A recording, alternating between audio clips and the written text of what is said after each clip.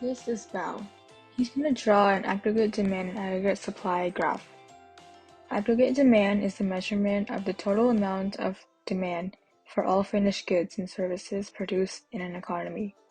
Aggregate supply is the total supply of goods and services produced within an economy at a given overall price in a given period. Long-run aggregate supply is the output that an economy can produce when using all its factors of production and hence when operating at full employment.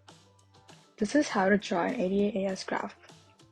Draw the y-axis and label it PL for price level. Draw the x-axis and label it RGDP for real GDP.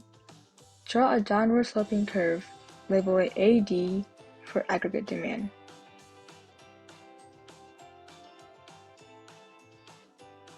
Draw an upward sloping curve and label it AS for aggregate supply. Draw a vertical straight line and label it LRAS for a long-run aggregate supply. Now it's time to talk about aggregate demand shifters. The aggregate demand shifters include consumer spending, investment spending, government spending, exports, and imports. These shifters all come from the nominal GDP equation.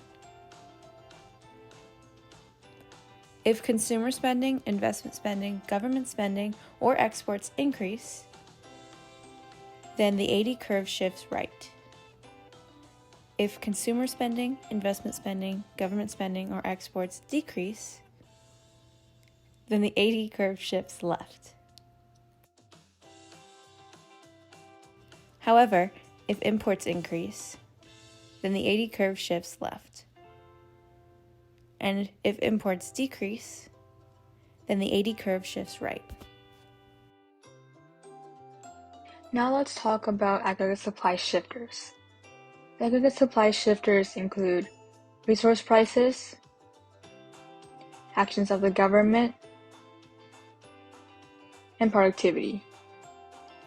If resource prices decrease, then the AS curve shifts right. If resource prices increase, then the AS curve shifts left.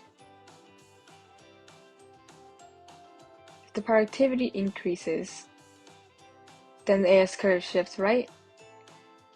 And if the productivity decreases, then the AS curve shifts left.